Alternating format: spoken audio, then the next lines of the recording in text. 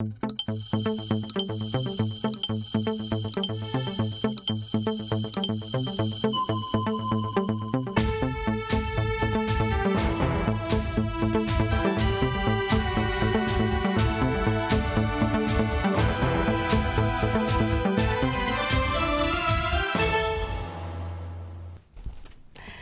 semaine pour vous et moi. Pour ma part, je vous la souhaite meilleure à celle passée. Bonsoir à tous. Voici les grands titres de ce 20h. Troisième édition du séminaire régional du programme d'appui aux gouvernements ouverts francophones PAGOF. Ouagadougou est à l'honneur. Elle accueille 85 participants venus de 17 pays pour 48 heures de travaux sur la bonne gouvernance, la transparence, la redevabilité et l'accès à l'information. À la une ce soir également, quatrième session de l'Institut international des droits de l'homme, ouvert ce matin à Ouagadougou.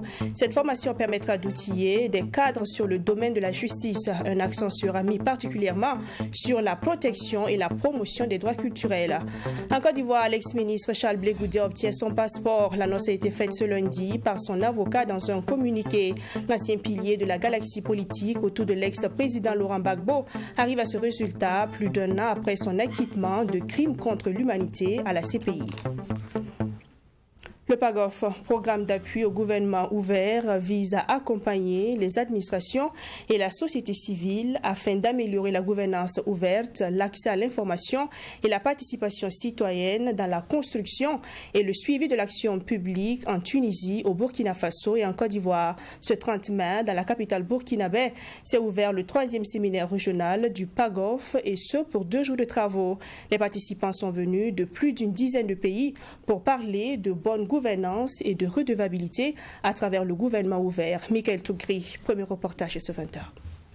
Après Tunis en 2018, Abidjan en 2019, Ouagadougou abrite en 2022 le troisième séminaire régional du PAGOF, programme d'appui aux gouvernements ouverts. Une rencontre qui réunit plusieurs profils de participants, acteurs de la société civile et de l'administration publique de plusieurs pays sur les questions de bonne gouvernance, de transparence, de redevabilité et d'accès à l'information.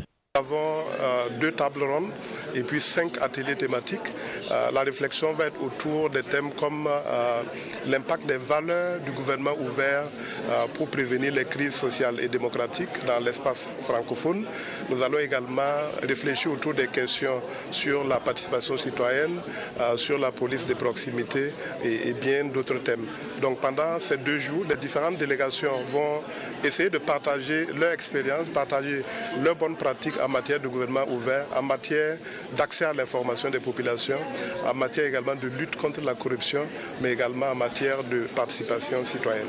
Organisé autour de panels et d'ateliers thématiques, ce séminaire de Ouagadougou va se tenir sur 48 heures. Il va permettre aux participants de partager des outils pratiques de gouvernement ouvert. L'un des objectifs de ce séminaire, c'est aussi de sensibiliser et soutenir les efforts des pays engagés dans le principe du gouvernement ouvert. C'est une plus-value pour nous, société civile, parce que nous apprenons à travers un tel séminaire toutes les manières, les bonnes manières qu'on peut utiliser pour accroître la participation citoyenne.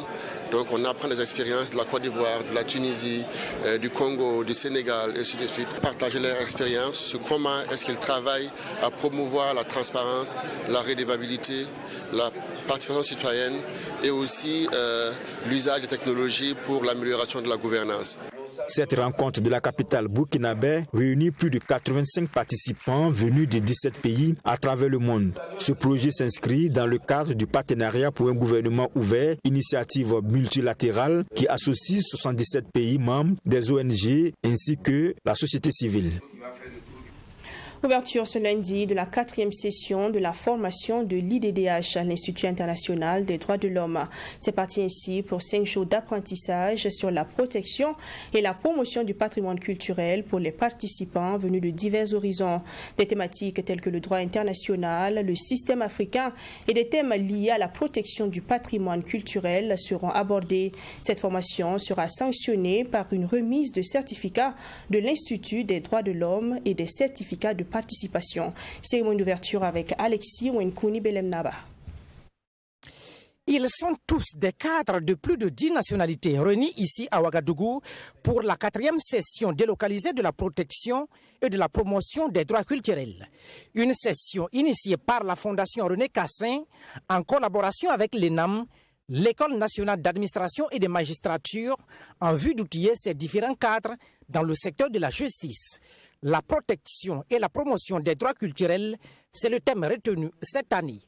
Un thème adapté aux enjeux de la situation nationale burkinabé. On a adapté la thématique par rapport aux enjeux du moment.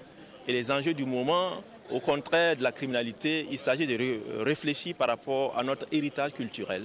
Et en quoi est-ce que la culture ou les cultures de notre pays peuvent contribuer à réimaginer notre futur? Parce que lorsqu'on puise dans les racines de notre passé, on peut trouver les clés pour résoudre les problèmes du moment. Pour le ministre en charge de la fonction publique, ce thème est une interpellation à tous les États sur l'urgence de protéger le patrimoine culturel commun, objet de toutes sortes de menaces, notamment de vol, de destruction et d'expropriation. La Fondation René Cassin dresse donc des passerelles entre les différentes nations, un bel exemple de dialogue des cultures. La Fondation offre l'accès à un enseignement d'excellence dans le domaine du droit international des droits de l'homme et contribue à sa promotion dans le cadre des institutions nationales, des États et de leurs juridictions. Elle dresse ainsi des ponts en lieu et place des frontières. Elle nous offre à cet égard un bel exemple du dialogue des cultures. René Cassin fut l'un des rédacteurs de la Déclaration universelle des droits de l'homme. Pour la représentante du directeur général de cette fondation, l'objectif est d'œuvrer au quotidien en toute indépendance à la défense des droits et des libertés fondamentales des peuples à travers l'enseignement et la recherche en sa mémoire. La Fondation René Cassin a été créée en 1969 par René Cassin, qui fut l'un des rédacteurs de la Déclaration universelle des droits de l'homme, instrument précurseur aux textes internationaux actuellement en vigueur. Notre fondation œuvre en toute indépendance à la défense et à la promotion des droits de l'homme et des libertés fondamentales à travers l'enseignement et la recherche. Durant 5 jours, plusieurs modules de formation seront développés. Des thématiques variées sur le droit international, le système africain, le droit pénal et sur les thématiques spécifiques liées à la protection du patrimoine culturel. Cette formation au profit des 300 cadres sera sanctionnée par une remise des certificats de l'Institut des droits de l'homme et des certificats de participation. Nommé en Conseil des ministres du 18 mai dernier, le nouveau directeur de la LONAB, Emmanuel Désiré Tiamoubiga, a pris officiellement fonction. Ce lundi 30 mars, le nouveau directeur général de la Loterie nationale était jusque-là directeur commercial et de crédit à Fidelis France. À Fidelis Finance, il remplace à ce poste Patin Banaza. Les images de la cérémonie de prise de fonction avec Maxime Chanut-Bambara. Emmanuel Désiré Tiamoubiga prend officiellement les rênes de la nationale des Jeux du hasard à travers cette cérémonie de passation de charges. Il remplace à ce poste Patin Banaza qui aura passé environ 2 ans à la tête de la LONAB. Et c'est avec le sentiment d'un devoir accompli que l'ancien directeur général dit passer le témoin à son successeur. Nous passons le témoin au nouveau DG pour plus de dynamisme au niveau de la LONAB. Les sentiments, c'est d'avoir pu faire quelque chose avec l'ensemble des collaborateurs. C'est l'occasion de féliciter les collaborateurs et inviter également les collaborateurs, les travailleurs de la LONAB à accompagner le nouveau directeur général pour plus de résultats, plus de performances au profit de la LONAB, au profit du pays et pour le bien-être de l'ensemble des populations. Parce que la LONAB, c'est un outil, c'est un instrument au service des populations. Pour le nouveau directeur général, les maîtres mots dans sa nouvelle fonction restent la satisfaction de la clientèle et l'intensification des actions de développement. Nous allons travailler en synergie d'action pour, premièrement, satisfaire notre clientèle, répondre aux attentes de notre clientèle en leur proposant des produits plus innovants. Il y a des chantiers déjà entamés. Nous allons poursuivre en synergie d'action avec l'ensemble du personnel. Toujours avec l'ensemble du personnel, nous n'allons pas seuls, nous partons avec tout le monde. Nous allons travailler à intensifier les actions de développement de la Loterie nationale burkinabé dans les efforts de développement de notre pays et de notre nation. Emmanuel Désiré Tiamo-Biga a été nommé en Conseil des ministres du mercredi 18 mai dernier. Le nouveau directeur général de la LONABE occupait le poste de directeur commercial et de crédit à Fidelis Finance avant sa nomination.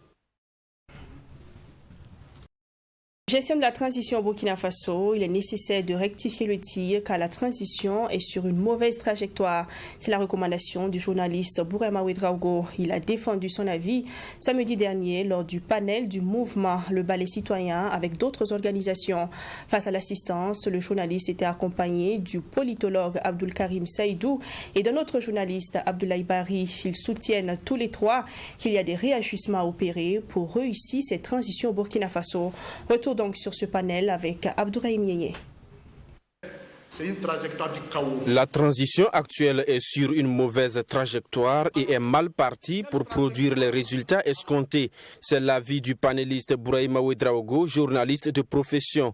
Pour lui, au cours des 4 derniers mois, depuis donc l'avènement du MPSR, la crise sécuritaire s'est accentuée. Sur le plan politique, il estime qu'on assiste à la militarisation du pouvoir et à la restauration du régime déchu en 2014. Les forces armées n'ont jamais eu autant mal à leur cohésion qu'aujourd'hui. Autre élément, c'est qu'on assiste à une communication chaotique et parfois mensongère, souvent des omissions volontaires qui trahissent l'absence de transparence qui devrait caractériser cette transition.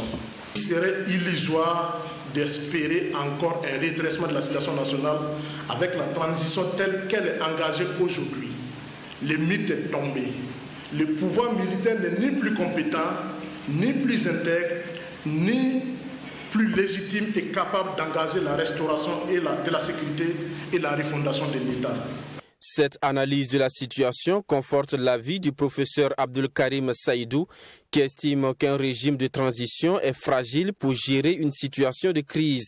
Le régime démocratique, par contre, dispose de moyens plus appropriés selon son argumentation. Le régime de transition, il est vulnérable. Vous voyez la situation en Guinée, la situation au Mali. Parce que dès qu'il y a un coup d'État, vous avez les sanctions internationales. Vous êtes sous la tutelle internationale. Le régime de transition a également des finances très difficiles d'un point de vue financier, puisque vous avez constaté qu'au Burkina Faso, le MCC, par exemple, le Millennium Challenge, qui accompagne le Burkina, a arrêté. Et certains pays également ont arrêté leur coopération avec le Burkina, voilà, suite justement au coup d'État. Bourema Ouedraogo estime qu'il n'est pas encore tard pour rectifier le tir. Il propose que le pouvoir soit remis aux civils et que les militaires retournent au front. La remise pacifique du pouvoir à un civil désigné par consensus par l'ensemble des forces vives de la nation, la relecture consensuelle de la charte de la transition, la dissolution du gouvernement et la mise en place d'une équipe resserrée, la dissolution de l'Assemblée législative de la transition et la mise en place d'une assemblée plus réduite, plus consensuelle. Le retour des militaires au front et dans les casernes. C'est la seule voie qui nous reste pour stopper la descente aux enfers de notre pays. Abdoulaye Bari, quant à lui, ajoute qu'il faut une véritable cohésion et un engagement patriotique de tous pour mener efficacement la lutte. Pour lui, les autorités doivent donner l'exemple et exprimer une vision claire. Pour que le peuple se mette en branle comme un seul homme pour une cause, il est indispensable que la vision soit claire. La question qu'on se pose, où voulons-nous aller? Que voulons-nous faire ensemble? Le deuxième élément, à mon avis, c'est l'exemplarité donc du leadership politique. Ce panel est organisé par le Balai Citoyen, le mouvement panafricaniste, le cadre 2 heures pour nous, 2 heures pour Kamita, Africaba et l'association Wensong Sida. Le secrétaire exécutif du mouvement Le Balai Citoyen se dit satisfait des communications et invite les Burkinabés à s'engager pour sauver le Faso. À compter de demain mardi, le bureau burkinabé du droit d'auteur BBDA procédera au paiement des repartitions du mois de mai 2022. C'est un montant total de 818 667 522 francs CFA qui seront ainsi distribués à 6 132 membres du BBDA. Pour annoncer la clé de repartition, les premiers responsables du BBDA ont rencontré la presse ce lundi dans leurs locaux. Le montant le plus élevé qui sera reçu est de 9 millions de francs CFA, tandis que le plus faible montant est de 2 600 francs CFA. Serge Kabouré. D'une valeur totale de plus de 800 millions de francs CFA, le paiement des droits de représentation indirects et directs collectés auprès des organisateurs et promoteurs de spectacles, ainsi que sur la copie privée des œuvres d'art graphique et plastique, est prévu pour le mardi 31 mai. À la veille de cette répartition de mai 2022, le bureau burkinabé du droit d'auteur BBDA a fait le point de l'organisation aux hommes de médias ce lundi. Après prélèvement statutaire, le montant global net des droits mis en répartition pour ce mois de mai 2022 s'élève à 400 339 984 francs, ce qui représente une augmentation de 17,33% par rapport aux droits servis à la même période au cours de l'année 2021. Donc ça fait en valeur absolue plus de 27 millions de plus qui seront servis à nos membres. En plus de ces droits de représentation qui seront disponibilisés, s'ajoutent les droits en instance d'une valeur de 300 millions de francs CFA. Il y a également les droits en instance. Et les droits en instance, ce sont les droits dont les bénéficiaires ne sont pas encore passés à la caisse, qui s'élèvent également à plus de 300 millions, ce qui fait donc un total de 703 677 751 francs qui sera mis en répartition pour ce mois de mai 2022. Sur un total de 10 242, ils sont 6 132 bénéficiaires membres du BBDA qui pourront percevoir leurs droits de représentation. Qui sont les ayants droit à cette répartition? Pour la musique, ça va être les auteurs, les compositeurs, les éditeurs d'œuvres musicales. Pour les œuvres dramatiques, c'est les humoristes, les auteurs de pièces de théâtre, de sketchs, etc. Et pour les littéraires, ce sera les œuvres littéraires diffusées à la radio et à la télé. Et les œuvres audiovisuelles, ce sera les réalisateurs et les scénaristes des films, des documentaires, du théâtre du moins, etc. Et pour ce qui concerne les arts graphiques et plastiques, ce sera les auteurs d'arts graphiques et plastiques. L'auteur ayant la plus grosse somme pour cette répartition de mai 2022 empochera la somme d'environ 9 millions de francs CFA et le plus faible montant à percevoir est de 2600 francs CFA. La répartition de ces droits se fera du 31 mai jusqu'au mois d'août au sein des guichets BBDA de Ouagadougou et Bobo-Dioulasso. Football, 35e Coupe du Faso, enfin un trophée pour l'AS Douane. Depuis leur accession en première division, les Gabelous n'ont cessé de croire à leur rêve. Un rêve réalisé dimanche dernier face à l'USCO au stade municipal Issoufou Joseph Konombo. C'était une rencontre inédite. Les deux équipes discutaient leur première finale à la Coupe du Faso. L'AS Douane a cependant fait le strict minimum en battant l'USCO 1-0 pour s'emparer du trophée. Cette finale a été présidée par le Premier ministre Albert Ouedraogo. Regardez. L'AS Douane inscrit son nom au palmarès de la Coupe du Faso. Face à l'USCO de Banfora en finale, les Gabelous n'avaient qu'un seul objectif, remporter le trophée, quelle qu'en soit la manière. Dès l'entame, l'AS Douane monte tout de suite au charbon. Sur cette action, Michel Batiebo, qui pensait tromper la vigilance de l'arbitre ivoirien, est sanctionné d'un carton jaune. Les hommes de Yaya Kone vont continuer sur les buts adverses, mais la défense de l'USCO tient le choc. Cependant, mais les choses restent compliquées pour l'équipe de Banfora. Michael Ibé fait un gros travail, mais trouve le dernier rempart sur son chemin. Les Gabelous ne baisseront pas les bras. Sur cette frappe, c'est le montant droit qui sauve les jaunes.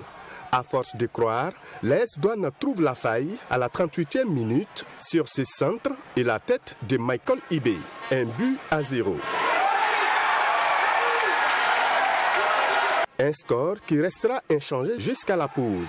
Les 45 dernières minutes s'annoncent palpitantes. L'USCO de Banfora y croit et se met en tête de réaliser un hold-up. Sur cette frappe, le gardien d'une main ferme écarte le danger. Les jeunes vont pousser et sur ce corner bien travaillé, la frappe de l'USCO n'est pas cadrée. L'USCO aura une dernière chance et Souleymane Traoré voit sa tentative de lob captée par le gardien de l'AS Douane. Et c'est sur ce score d'1-0 que l'arbitre ivoirien, Bienvenu Cinco, met fin aux hostilités, faisant de l'AS Douane vainqueur de la 35e Coupe du Faso. C'est un match de coupe, ça ne se joue pas, ça se gagne. Et je pense que les jeunes ont cru Et on a marqué ce but à la première mi-temps. Pour nous déjà, depuis la première mi-temps, le travail était fait. Il fallait maintenant en seconde mi-temps gérer. Et on a vu cette équipe de l'USCO en seconde mi-temps nous créer pas mal de difficultés. Voilà, je voudrais profiter de votre micro pour vraiment saluer cette belle équipe et vraiment que je découvre, qui a émerveillé plus d'un ici. Voilà, je pense que l'avenir pour la saison prochaine pour cette équipe de l'USCO, je pense que l'USCO va faire parler d'elle la saison prochaine. L'Union sportive de la Comoé reconnaît la suprématie de leur adversaire, mais regrette d'avoir perdu cette finale. Vous avez constaté que j'ai perdu mon meilleur défenseur parmi les 4, c'est l'un des meilleurs défenseurs. Dès qu'il est sorti, c'est là-bas où j'ai pris le but. Alors mais je pense qu'ils ont été meilleurs plus que nous. Voilà, on n'a pas démérité. On est venu de très loin. Et je regrette vraiment de cette défaite. Tant plus qu'on a cru jusqu'à la dernière minute. On pensait pouvoir en tout cas faire un exploit et que les dieux du football n'ont pas été avec nous. On va aller faire le bilan et puis se préparer pour attaquer le championnat de l'année prochaine, pouvoir accéder à la première division. C'est une finale de Coupe du Faso qui a été présidée par le Premier ministre de la Transition, Albert Ouedraogo. Il apprécie positivement l'ensemble des 22 acteurs qui ont mouillé le maillot. Nous avons assisté à une très belle rencontre, un match très enlevé et nous avons senti un engagement des deux équipes à gagner. Et ça, c'est une très bonne chose. Et donc je voudrais, au nom du président du Faso, féliciter l'équipe de l'AS Douane pour avoir remporté cette coupe. Bien entendu, l'équipe de l'USCO, qui est en deuxième division, qui est en 2-2, n'a pas du tout démérité parce qu'elle s'est battue jusqu'au bout. Mais le sort a voulu qu'on ait un vainqueur. Ainsi donc, l'AS Douane est sacrée vainqueur de la 35e édition de la Coupe du Faso. Elle rafle la somme de 10 millions de francs CFA et le trophée. Son buteur, Michael Ibé, est aussi élu homme du match par l'Association des journalistes sportifs du Burkina. L'USCO de Banfora, finaliste malheureux, repart avec 7 500 000 francs CFA.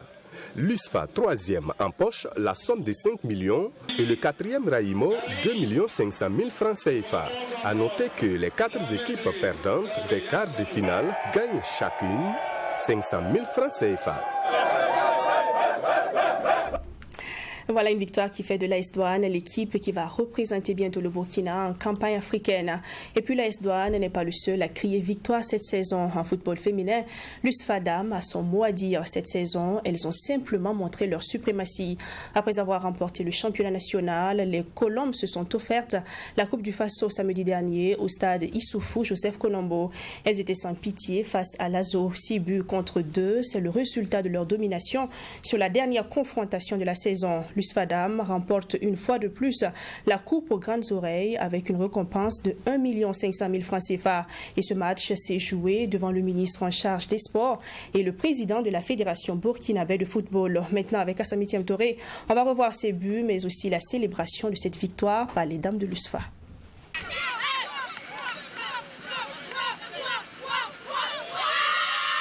USFA Dames fait le doublé cette saison. Après avoir remporté le championnat national, c'est la Coupe du Faso qu'elles s'adjugent pour clore la saison. Pour cette finale face à Azo, elles se font cueillir dès les premiers moments par Fadilatou Tarnagda qui ouvre la marque matinalement. Après ce but, USFA Dames se réveille et 5 minutes plus tard, Winkou Nissara remet les deux équipes à parité suite à ce corner. Pris par le découragement, Azo va baisser les bras et USFA en profite.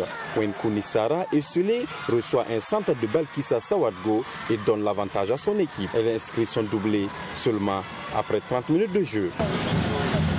5 minutes plus tard, suite à ce corner de Balkissa, Maïmouna Tao inscrit le 3e but de USFA Dames. Et à quelques minutes de la pause, Winkou Nissara profite d'une erreur défensive de Azo pour mettre le KO et inscrire son triplé. De retour des vestiaires, Lala Traoré, entrée en seconde période, plante le 5e but. Dans la foulée, Alimata Ouedraogo de Azo à la 73e minute réduit la marque. Malgré ce réveil, les filles de l'USFA gardent leur vivacité. À la 80e minute, Mouniratou Compaoré donne le coup de grâce à Azo. Score final 6-2 pour USFA Dam qui remporte la Coupe du Faso. Bon, c'était pas prévu, c'est un championnat. Nous, on s'est mis des objectifs, on a travaillé pour ça. Et au fur et à mesure des matchs, au fur et à mesure qu'on gagnait des matchs, l'objectif montait. D'abord la Coupe, le championnat qu'on a remporté. Après, il y avait nos défis qui étaient la Coupe du Faso que nous venons de remporter ce soir. Ça a été... J'ai tiré un gros chapeau aux joueuses qui n'ont pas démérité, qui ont passé beaucoup de difficultés, beaucoup de sanctions. Voilà, parce qu'il faut reconnaître que aussi la discipline a joué pour beaucoup. Du côté de Azo, le coach dit être satisfait du parcours de l'équipe pour cette saison. Selon lui, au vu de la prestation de ses joueuses, elles auront leur mot à dire la saison prochaine. Pas du tout, je ne suis pas découragé. On ne perd jamais en jouant au foot, quel qu'en soit le résultat. Voilà, il faut savoir prendre la défaite du bon côté et puis travailler à réussir le niveau. Bon. Voilà, championnat, nous avons été 5e, Coupe du Faso 2e, bon, avec des jeunes joueuses qui sont en classe d'examen. Bon, donc on n'a vraiment pas eu le temps de s'entraîner comme l'année dernière, mais bon, je pense que ça va aller pour les années à venir. Présent à cette finale, le ministre en charge des sports et le président de la Fédération burkinabé de football apprécient l'ensemble de la saison. Pour eux, ces filles pourront représenter valablement le pays à la prochaine Coupe d'Afrique des Nations féminine. C'était un match très ouvert. C'est vrai, le score était un peu sévère, 6-1 en faveur de l'USFA.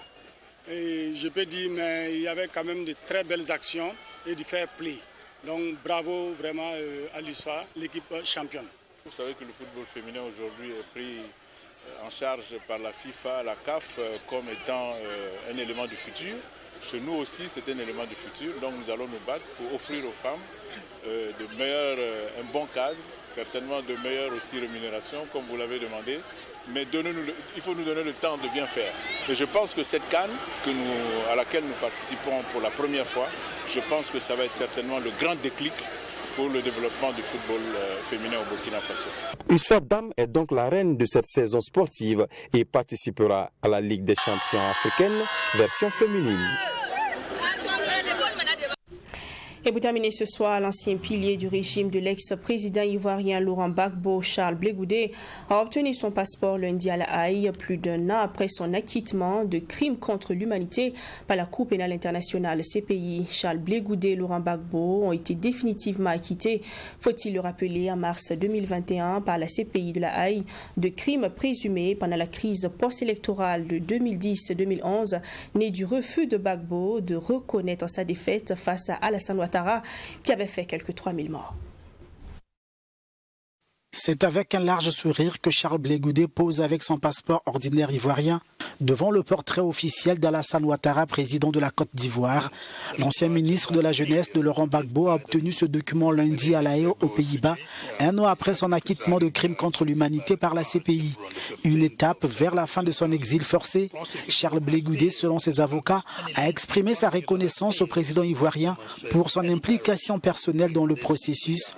Le président du Congrès panafricain pour la jeunesse et l'égalité des peuples a dans la foulée réitéré son intention de regagner la Côte d'Ivoire afin d'apporter sa pierre à la consolidation de la réconciliation nationale. Un retour au bercail dont le calendrier sera établi avec les autorités ivoiriennes, précisent ses conseils, alors qu'il a été condamné par contumace en Côte d'Ivoire à 20 ans de prison pour des faits liés à la crise post-électorale de 2011. C'est la fin de ce 20h. Merci à vous d'avoir honoré ce premier rendez-vous de 20h de la semaine. On se retrouve demain pour notre 20h. D'ici là, prenez toujours soin de vous. Bonsoir.